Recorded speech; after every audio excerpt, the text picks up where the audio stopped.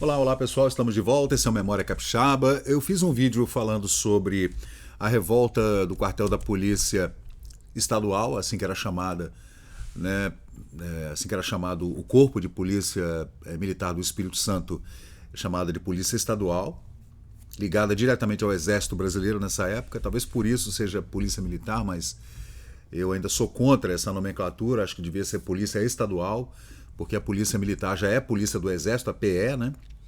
Mas tudo bem, de qualquer jeito a gente volta a 1897 aqui na nossa máquina do tempo, numa crônica que eu diria crônica policial, porque envolveu tiroteio, sevícias, torturas, tudo dentro do quartel da Polícia Militar no Parque Moscoso, muito antes que houvesse o quartel de Maruípe, 40 anos depois, e ainda no período da Revolução que instituiu a República no Brasil. Estamos aí durante o primeiro governo republicano brasileiro e o governo de Graciano Neves aqui no Espírito Santo, né?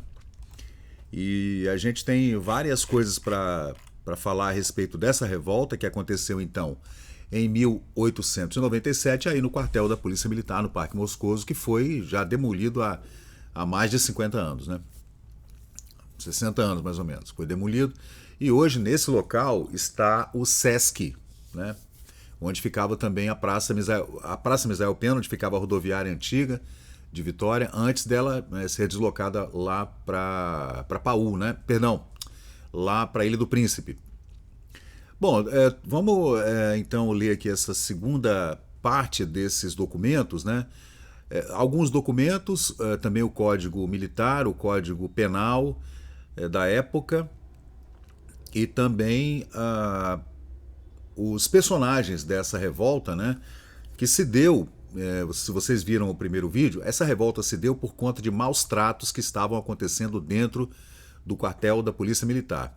Mas lendo ainda o restante dessa documentação e também da crônica que aconteceu nos jornais do Capixabas, né, nos jornais de Vitória, entre o Comércio do Espírito Santo, que era um jornal de oposição, e o Estado do Espírito Santo, que era um jornal governista da situação, né, a gente ainda conseguiu encontrar aqui um desdobramento que aconteceu nessa época entre um alferes ou dois alferes, um praça e um alferes, que a pessoa parece que, esse soldado parece que não fez a continência de forma correta e o oficial puxou um revólver e atirou, né? Não acertou porque a praça, né, como se chamava antigamente, o soldado era chamado de praça. Ele se esquivou do tiro, né, na Praça da Matriz, lá na Cidade Alta, e tudo bem, não aconteceu nada mais grave, mas tudo bem não, né? Foi tiroteio, né? Então, o jornal Comércio do Espírito Santo, que era de oposição, ele traz aqui muitas críticas, né, ao chefe da polícia e também críticas ao presidente da província, né? Presidente do estado. Nessa época já era o Brasil era Estados Unidos do Brasil, né? E eu fiz aqui também uma legenda para a gente poder entender sobre os personagens dessa história nesse desdobramento, né? Nessa segunda parte aqui, que é o chefe de polícia em 1897 era o Gonçalo Marinho, né? Dr. Graciano Neves era o governador, né? O presidente do estado, né? Digamos assim, e na época se chamava de primeiro magistrado também, né? Os jornais tratavam o presidente estadual de primeiro magistrado, né? Também tem o tenente coronel José Gameiro, que era o comandante do corpo da polícia, né?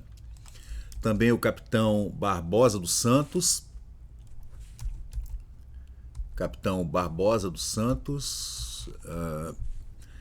que era capitão do corpo da Polícia Militar.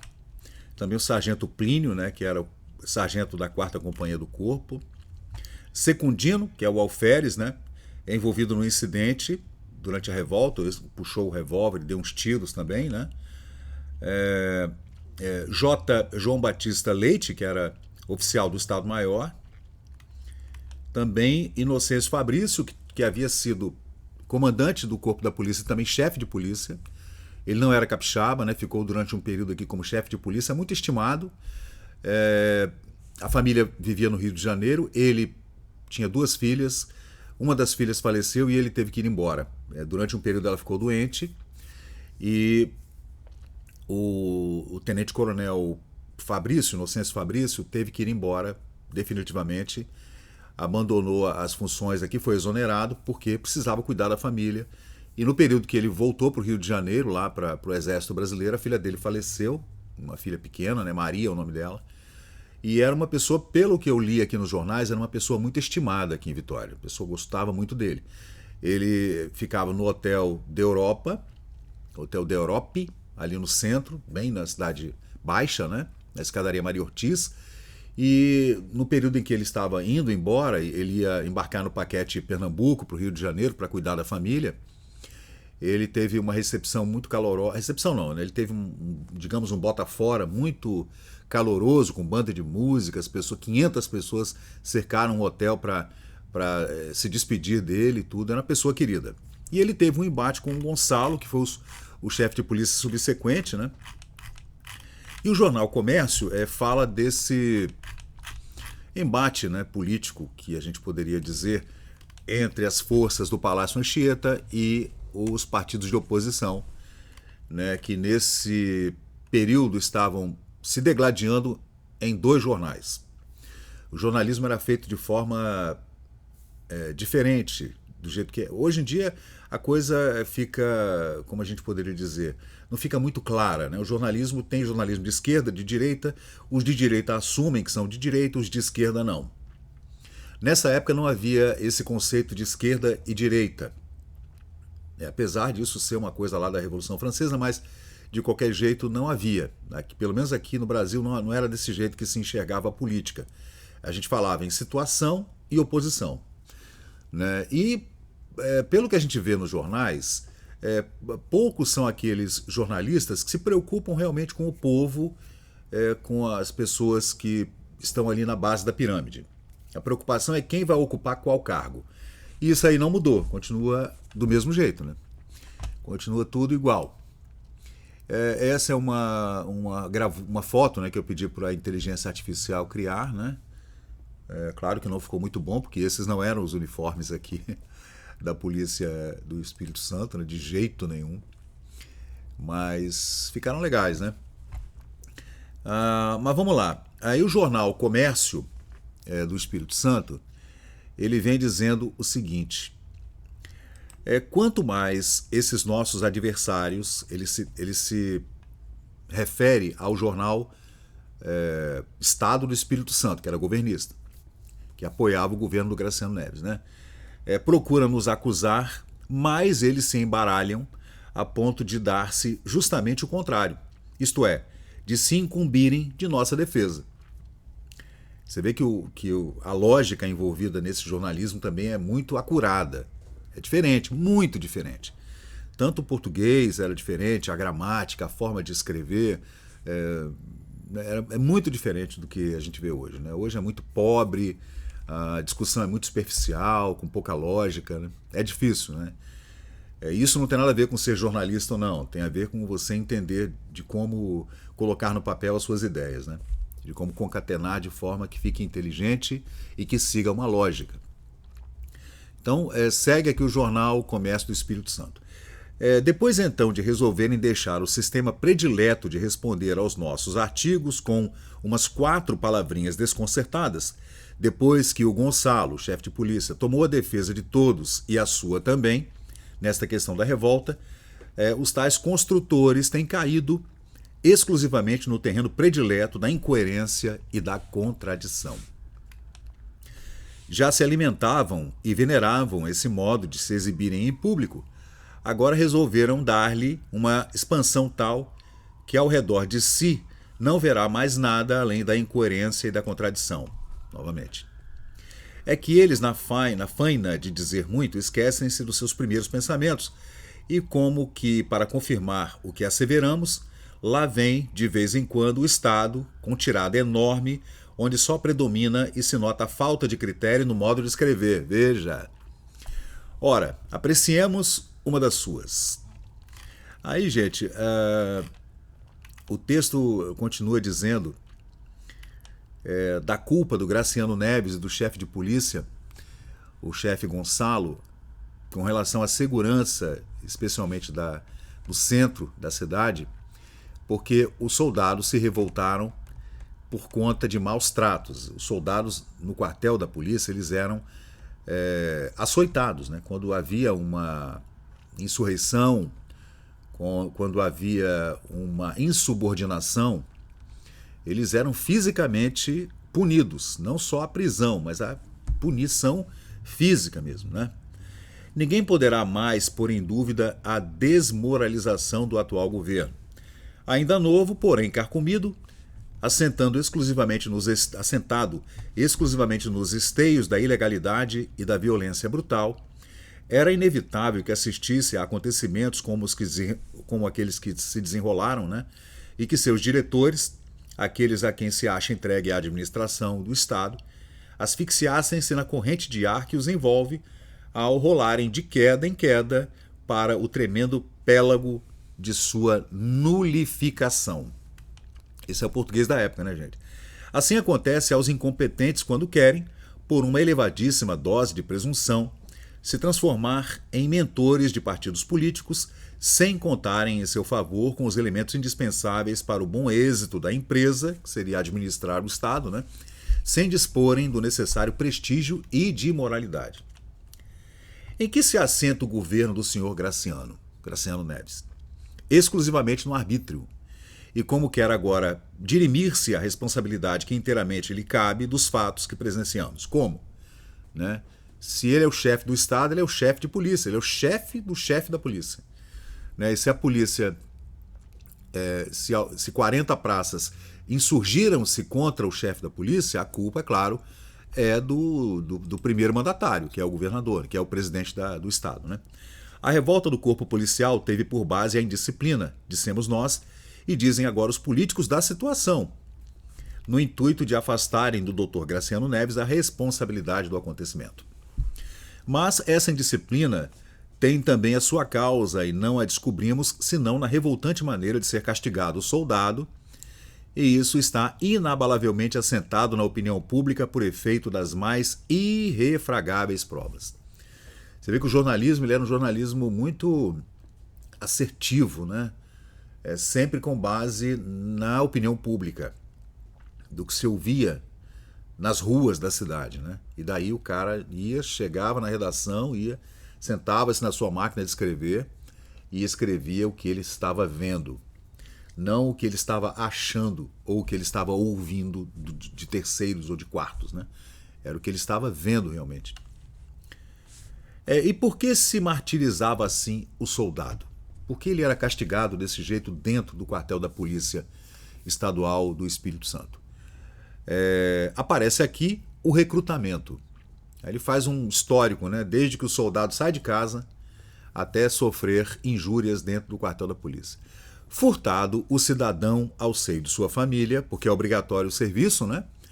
Para deliberar a aceitação de novo meio de vida, ou, para melhor dizermos, meio de morte, que se lhe queria impor, era preciso que o martelo entumecesse-lhe as carnes, arrancando do modo mais selvagem e revoltante seu assentimento à profissão imposta. Então, o português é legal, né? Você vê que o cara obrigatoriamente tem que sair, né, do seio da sua família, ali com 17, 18 anos, para servir ao exército ou ao corpo da polícia, que era tudo junto, né? E quando ele chega lá, de forma imposta, impositiva, ele não pode falar que não quer, só se ele deserdar, né? Aí era pior ainda. Ele ainda é sujeito a castigos, inclusive físicos, né? Que não deixam que ele tenha amor pela profissão. É o que quer dizer aqui o redator. E o senhor Graciano Neves ignorava isso? Das colunas deste jornal, O Comércio do Espírito Santo, já tivemos ocasião de fazê-lo responsável pelas inúmeras arbitrariedades deste gênero. E se Sua Excelência não venerasse a desmoralização, sendo o tenente-coronel comandante pessoa de sua inteira confiança, certamente tê-lo-ia prevenido de que tais práticas não se conformavam com seu plano de administração e elas teriam cessado.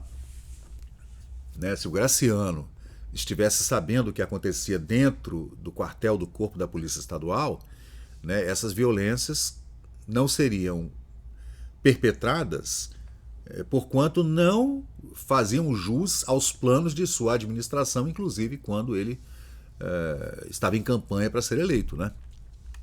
Entretanto, evidentemente provados o recrutamento e o terrível serviciamento de praças, a violência, né, negar-se a responsabilidade deles ao Dr. Graciano Neves, por ser o primeiro magistrado do Estado, né, o primeiro mandatário, é atribuí-la inteira ao tenente-coronel José Gameiro, que era o comandante do quartel da polícia. E estamos certos de que não seria ele o discricionário que autorizasse o recrutamento e tão terríveis castigos sem ciência do primeiro magistrado, do Graciano. Né? Tanto importaria uma tremenda acusação ao doutor Graciano, contra a qual certamente ele mesmo vai protestar. Então o jornal imputou a culpa, né, ao Gameiro e ao Graciano pela revolta dos soldados. Né? Os soldados saíram atirando pelo meio da rua de madrugada do dia 16 e também durante o dia 17 pela manhã. O chefe de polícia esteve durante a madrugada na casa do Gameiro, que era o chefe, né, o comandante do quartel. Ele não foi até lá, porque, claro, ficou com medo. Né? O chefe de polícia também não teve coragem de ir até lá. Né? E depois que um dos oficiais conversou com aquela tropa revoltada, é que os ânimos voltaram ao normal na manhã seguinte. Depois, vários desses soldados foram levados à cadeia pública, foram exonerados, né, levados à cadeia pública pelo chefe de polícia, foram presos, mais ou menos uns 20 ou 30, a gente não sabe os números exatos, tem 40, 20, 30, mas muitos deles fugiram também. Né? Que se poderia dizer de um chefe de Estado cujos auxiliares mais graduados tivessem em tão pouca consideração o primeiro magistrado? Não, o tenente-coronel Gameiro não pode ser o único responsável por tais fatos. Pense melhor o órgão oficial e acautele-se para não representar o indigno papel de acusar os amigos quando mais eles precisam da sua defesa. Aí colocaram a culpa no Gameiro, né? O secretariado, né, e o Palácio do Governo falou: opa, o governador, o presidente Graciano estava em São Mateus viajando, então a culpa é do comandante da polícia, né, se houve revolta dentro do quartel. Né? Não é com argumentos tolos e capciosos que se hão de eximir da responsabilidade do levantamento do quartel, do levante, né, que houve. Né? Seria uma espécie de motim, digamos assim, como a gente vê na Marinha, por exemplo, dentro de um navio. Né? A revolta dos estados nada prova para o caso. Elas tiveram suas causas e não entramos nem discutimos as suas origens. Aí ele se dirige ao doutor-chefe de polícia. Né? O Estado, o jornal O Estado do Espírito Santo, que era governista, que narrou com tanta infidelidade os acontecimentos das noites do dia 16 e do dia 17, concluiu-se a respeito da revolta dos praças da polícia, louvando a atitude enérgica do doutor-chefe de polícia e as providências que tomou a respeito de sanar o mal desse levante. Né? Se na noite do dia 16 e no dia 17, durante o dia, alguém esteve em exercício na polícia do Estado, necessariamente não foi o chefe, o delegado, o doutor Gonçalo Marinho. Porquanto esta autoridade ocultou-se dos sediciosos que lhe procuravam falar, infringindo assim as disposições do Código Penal. Então o chefe de polícia fugiu durante a madrugada, claro, ficou com medo. Né? Ele ficou com medo. Saem, 50, 60 soldados armados durante a madrugada, batendo na casa do chefe de polícia, bateram na casa do Cléton Nunes, bateram na casa do Muniz Freire. Aí o pessoal ficou, opa, eu vou me trancar dentro de casa, né? E vou me defender do jeito que eu puder.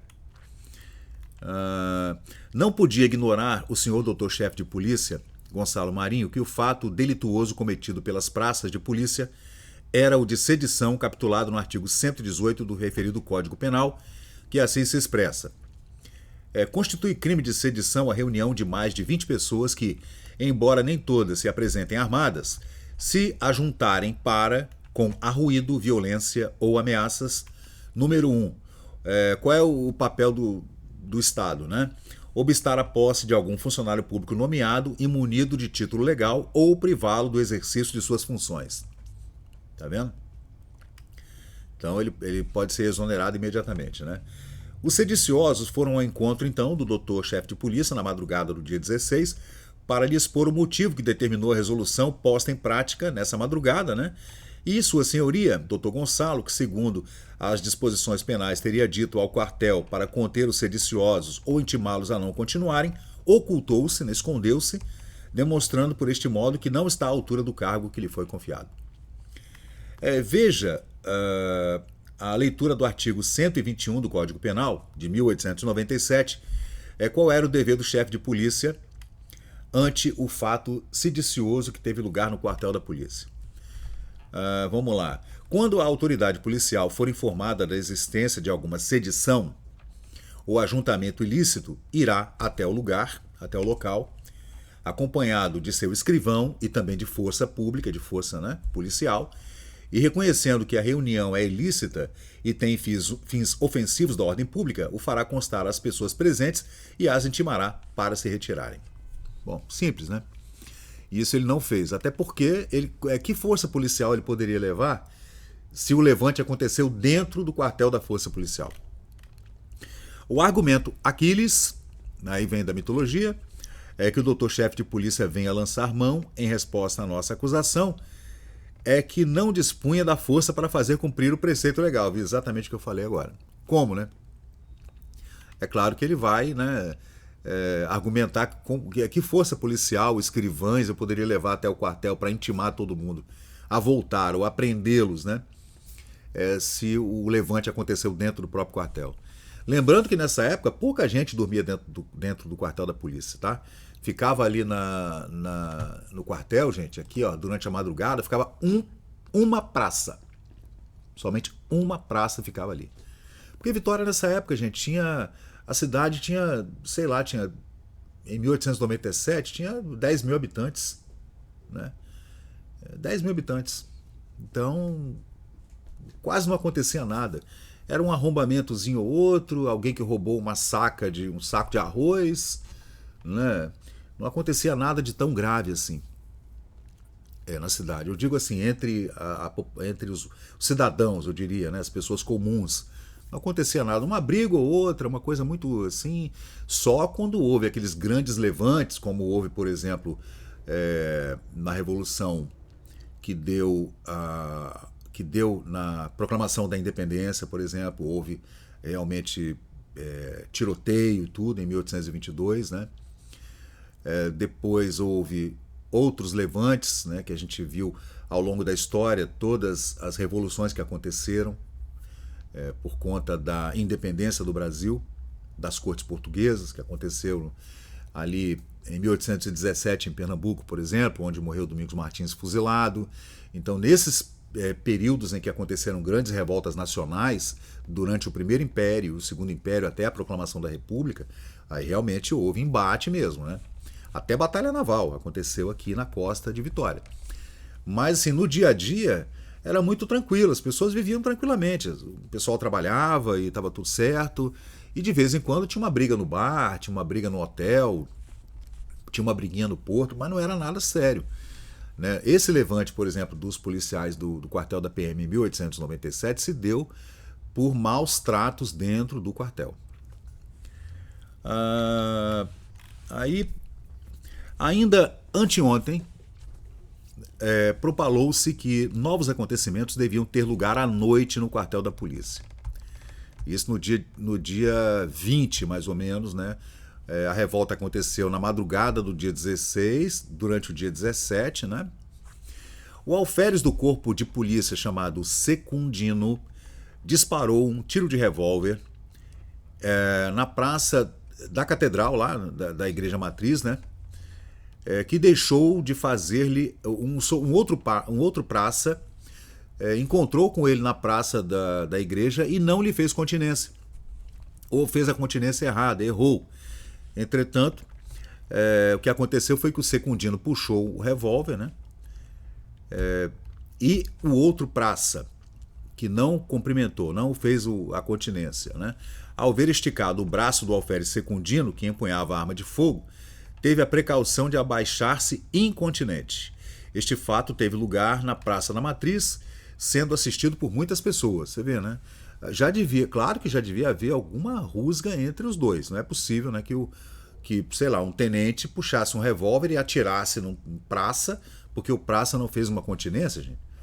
Né? No máximo você faria uma advertência, poderia até colocá-lo na prisão por 3 dias, mas puxar o revólver e atirar é porque realmente aconteceu alguma coisa muito mais grave entre os dois, né? É óbvio, a gente não pode achar também que numa capital estadual como Vitória, Vitória é capital, né? Que as pessoas saíssem puxando revólveres pelo meio da rua e atirando. Não, isso não acontecia assim. Não era desse jeito. É mais provável que esse tipo de discussão com faca e tiro acontecesse no interiorzão, onde não havia polícia nem nada. Mas entre 2 oficiais do corpo da Polícia Estadual puxar uma arma assim é porque já havia algum problema entre os dois, com toda certeza. Aquele soldado, então, desarmado, resolveu ir até o quartel Munice e, de volta, já não encontrou o referido oficial. Então, o Secundino puxou o revólver, atirou no praça que não fez a reverência. O praça correu, voltou até o quartel, pegou sua arma e voltou lá para enfrentar o Secundino, que já havia evadido. Bom, à noite, na rua General Osório, 2 praças lutaram armados a ferro frio, havendo uma delas recebido um ferimento. Então houve outro problema na rua General Osório, que era a rua dos hotéis, dos bares aqui em Vitória nessa época, né? Que dava lá na rua do Comércio, lá no Porto mesmo. Ali que tinha os prostíbulos e tal, né? Era ali que tinha os botecos, né? Os botiquins. Então, quando o jornal fala ferro frio, é porque os dois puxaram uma faca qualquer, né? Dizem que uma era contrária à revolta de seus camaradas e que este foi o principal fundamento da luta travada. Então houve uma discussão entre 2 soldados do quartel da polícia, um era a favor da revolta que havia acontecido no dia 16, né? Dos soldados que saíram marchando pelas ruas com cornetas e atirando para cima, com 3 soldados sem camisa, completamente feridos de chibatadas que haviam levado lá dentro do quartel por conta de alguma insubordinação, e o outro era contra essa revolta. E os 2 saíram na faca. Caramba, o negócio ficou feio. Não ficou aí o acontecimento cuja gravidade nenhuma importância merecera, talvez, para os homens que governam, pois que medida alguma correcional se verificou depois. Assim julgamos à vista da triste e lamentável consequência chegada ao nosso conhecimento pela manhã de ontem. Então, o jornal ainda espeta mais ainda, né, dá uma espetada no governo do Graciano, que pelo jeito perdeu o controle sobre a força policial. Porque depois da revolta tinha policial saindo no tiro lá na Catedral Metropolitana, na Cidade Alta, e tinha policial saindo na faca na rua Graciano Neves. Talvez a primeira briga que se deu com o revólver do soldado Secundino tenha sido por conta de ele ser a favor e o outro contra a revolta dos soldados no quartel, né? Aí já viu, os ânimos se exacerbaram, né? Uma dessas praças dormia tranquilamente no quartel quando, segundo nos contaram, seu algoz desfere-lhe golpe certeiro, matando-o imediatamente. Ainda houve um assassinato dentro do quartel. Aí a gente não sabe, ainda vou pesquisar, se por acaso foi o praça que levou o tiro do Secundino, que voltou à noite e matou o Secundino dentro do quartel enquanto ele dormia. Ou se foi uma outra briga, uma terceira briga por conta dessa revolta, né? No dia 18, ainda assistimos pela tarde ao retorno do quartel do chefe de polícia, acompanhado do capitão Barbosa dos Santos e 2 ordenanças. A providência tomada então por sua senhoria, ou o que for a fazer lá no quartel de polícia, temos conhecimento como o público pela seguinte notícia que transcrevemos do jornal O Estado do Espírito Santo para ser avaliada por sua grande importância. Então um jornal ainda citava o outro e transcrevia o que o jornal antagônico estava publicando, né? Que são os dois jornais, o Comércio do Espírito Santo e o Estado do Espírito Santo. Um era de oposição e o outro era governista. Visitou ontem o quartel de polícia o excelentíssimo senhor chefe de polícia, percorrendo todas as dependências. O Estado, o jornal Estado, né, de ontem, publica telegrama do Rio de Janeiro, dando como certo que o digno administrador dos Correios telegrafara para ali pedindo providências em garantia daquela repartição federal. Então o chefe do Correio também estava preocupado. Porque era no Correio que havia dinheiro para pagamento, gente. Era no Correio que se fazia pagamento também. Então o chefe do Correio ficou preocupado com essa desordem na polícia, né? Outro não podia ser o procedimento daquele funcionário quando o governo do estado nada pôde garantir, porque acha-se atualmente sem poder dominar os descalabros da força pública que felizmente tem respeitado a propriedade, o comércio e o povo. Então, você vê, né? Mesmo com essa revolta toda, não houve saque, né? Então, a população normal, a população comum, o cidadão comum, não teve nenhum problema. O comércio também ficou tudo certo, né? Esses policiais revoltados, eles estavam revoltados com o comandante da polícia, José Gameiro, e a propriedade privada foi respeitada. É claro que eles saíram pela madrugada do dia 16 e foram à casa de políticos, de deputados, bateram a porta da casa do chefe de polícia e ficou todo mundo muito assustado, mas ninguém sofreu nenhum dano à propriedade privada, nem ao comércio, né? E nem à população civil, né?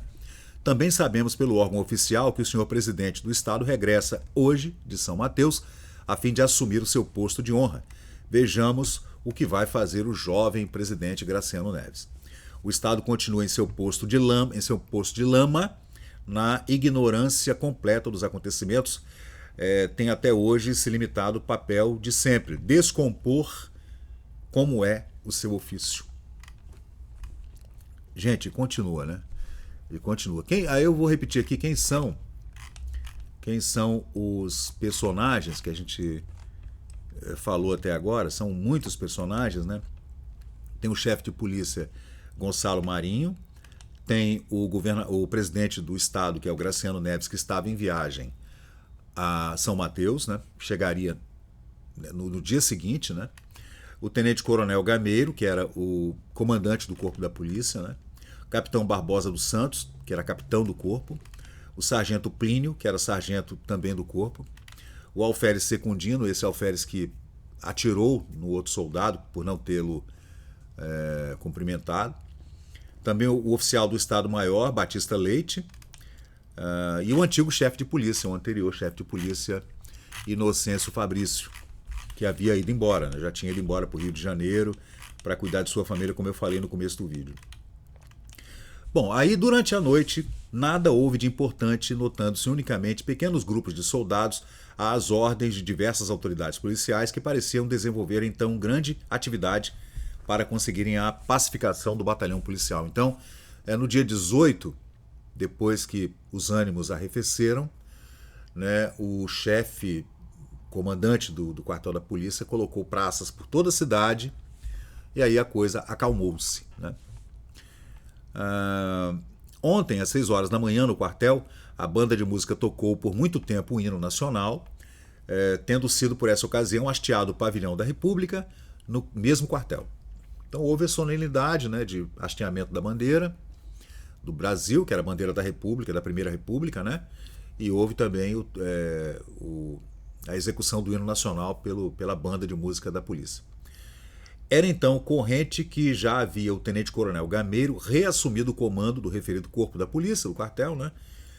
Tendo por essa ocasião ingressado no quartel alguns outros oficiais, até então ausentes por motivo da revolta verificada no dia 16. Então, os oficiais, né, ficaram com medo, claro, né, gente? Quem não ficaria? A pacificação do corpo de polícia deve-se exclusivamente ao capitão Barbosa dos Santos.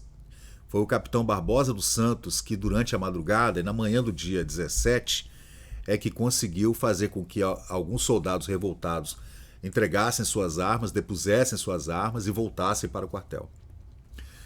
né? Esse oficial, que na manhã do dia 17, com decidida energia, penetrou no quartel na incerteza de que pudesse ser atendido ou não, assumiu o comando, impondo a sua coragem aos soldados revoltados. Esse capítulo da história a gente já falou no vídeo anterior. De posse do comando, o energético oficial foi aplanando os ânimos, né, equalizando os ânimos, de forma a ter inteira confiança na 4ª Companhia, incluindo o sargento Plínio, chefe da revolta. Os planos postos em prática pelo capitão Barbosa lograram o mais esplêndido êxito, concluindo por dirigir-se ao capitão Gameiro e ao chefe de polícia, segundo consta, e fazendo-lhes ver que contava com a 4ª Companhia e que o comandante e mais oficiais seguissem para o quartel pela madrugada. Antes fez substituir os guardas do Palácio Anchieta, e da estação, né, por soldados da referida companhia, da estação ferroviária. A hora aprazada, compareceram à oficialidade e o respectivo comandante Gameiro assumindo então o comando na manhã do dia 17. As praças revoltadas das diversas outras companhias não puderam mover-se em consequência da ameaça de seus camaradas da 4ª Companhia. Nessa ocasião, prenderam todos. Então, foi o pessoal da 4ª Companhia que prendeu os revoltados. Às 8 horas da manhã, mais ou menos, do dia de ontem, poucos revoltosos foram recolhidos ao xadrez da antiga cadeia pública, hoje transformada em estação policial destinada a prisões correcionais de paisanos. Então, eles foram presos como pessoas comuns, né? Pelo que supomos que o quartel ultimamente construído não dispõe de prisões convenientes para os soldados sublevados. Então, o quartel da polícia não tinha prisão suficiente para prender, 30 pessoas, 40 soldados revoltados. Os revoltosos foram conduzidos para a prisão, completamente desarmados, em número superior à força comandada pelo tenente Leite e pelo alferes Almeida. Então você vê que tinha mais soldados sendo presos, tinha mais soldados revoltosos sendo presos pelo tenente Leite e o alferes Almeida do que a força policial que estava caminhando com eles até a cadeia pública, né? Às 9h30 da manhã, mais ou menos, depois de haver regressado a força ao quartel da polícia, o tenente-coronel Gameiro formou o batalhão. Depois de um ligeiro exercício na Vila Moscoso, percorreu várias ruas da capital, parando em frente à estação policial, onde a banda tocou por diversas vezes. Aí o cara, né? O cara foi fazer a propaganda dele, o marketing dele, né? Depois que o tenente Leite e o alferes Almeida, né, amando do Gameiro, conseguiram aplacar com sua 4ª Companhia, né, os revoltosos, ele pegou a banda de música, seguiu até a Cidade Alta e tocando com a banda de música. É um negócio estranho, né? Nada a ver isso aí, né? O cara acabou de passar por uma situação de uma revolta que poderia dar até um golpe no Palácio Anchieta, e o cara depois sai com a banda de música fazendo propaganda, né? Fazendo o marketing dele. Mas na verdade quem foi o responsável por fazer com que os revoltosos entregassem as suas armas foi o capitão Barbosa dos Santos, né? Então a gente tem que dar nome aos bois, né? E fazer com que a gente consiga entender melhor essa situação. Depois de um ligeiro exercício na Vila Moscoso, eles foram então até a Cidade Alta, lá perto do Palácio Anchieta, lá onde ficava a antiga cadeia pública, né? Dali seguiu então em direção ao Cais do Imperador, descendo a escadaria ali do Palácio Anchieta, né? Onde desembarcou Sua Excelência o presidente do Estado, Graciano Neves, fazendo-lhes as devidas continências, depois se recolheram ao quartel. Então, ele aproveitou, sabendo que o navio trazendo o presidente do Estado iria chegar naquele momento ali, ele aproveitou que os revoltosos já estavam na cadeia pública presos, né? E foi tirar uma onda com o governador. Recebê-lo com banda de música e tal. Foi lá puxar o saco, a verdade é essa, né? É engraçado, né? Notamos que o último pelotão ia revestido de uniforme pardo, quando o resto do batalhão achava-se de uniforme preto. Este pelotão, que era comandado pelo tenente Leite, levava o primeiro sargento Plínio, comandante dos revoltosos. Então, aí eu não entendi bem. Será que Eles fizeram como o Império Romano fazia com os seus presos importantes, um rei, como queriam fazer com Cleópatra, por exemplo, desfilar com ela no meio da multidão em Roma. Não sei se foi isso que aconteceu, né? O chefe da revolta foi o primeiro sargento Plínio. Então será que o comandante ia mostrar, né, o prisioneiro lá junto com a banda de música da polícia quando o governador chegasse? Eu não entendi bem isso aqui. Não tiveram em forma o Plínio, licenciado, capitão Almeida Ribeiro, por motivo que ignoramos. Então, não estiveram nessa formação o major Plínio, licenciado, o capitão Almeida Ribeiro, por motivo que ignoramos, e também o capitão Gentil Gonçalves, por estar preso, detido no quartel, segundo nos consta. Então, houve vários oficiais que também estavam nessa revolta, gente. E eles não foram lá recepcionar o presidente Graciano Neves, né? É digno de elogios o procedimento correto do capitão Joaquim Barbosa dos Santos, a quem devemos unicamente pela sua coragem e tino a paz que todos desejávamos. Consta ser de 28 o número de revoltosos aprisionados, tendo alguns deles desertado. Então, gente, é isso aí, né? Eles conseguiram aplacar a revolta, ficou tudo certo. É claro que existem muitos desdobramentos ainda, eu vou ainda fazer uma pesquisa um pouquinho mais profunda sobre essa revolta. O primeiro vídeo do canal já está aqui no YouTube. Esse é um segundo vídeo falando sobre essa revolta no quartel da Polícia Estadual em 1897. Esse é o segundo álbum, né, no Facebook, que vocês estão vendo aí com todo o texto transcrito. E esse aqui, gente, é o primeiro álbum. É esse aqui, que já tem vídeo no canal também, falando sobre essa revolta, né? E falando também sobre os desdobramentos depois. E claro, a gente coloca também quem são as pessoas, né, que estavam responsáveis por tudo que aconteceu, os personagens, né, de todo esse imbróglio aí que a gente traz aqui para você no canal Memória Capixaba. Então é isso aí, gente. Muita gente foi presa, tem gente tinha jornal dizendo que eram 40 revoltosos, 28 foram presos, alguns fugiram, né? Claro, foram todos exonerados e presos como se prende um cidadão comum, não com nenhum benefício militar, digamos assim, né? Então é isso aí, gente. Esse é o Memória Capixaba. Esse é mais um vídeo aqui do canal falando sobre essa revolta no quartel da polícia em 1897. Valeu, pessoal. Até a próxima. E chegamos ao final de mais um vídeo aqui do Memória Capixaba. E se você curtiu o conteúdo, por favor, deixe seu like, compartilhe aqui o nosso canal e inscreva-se para mais novidades. Até a próxima e muito obrigado por participar aqui do Memória Capixaba.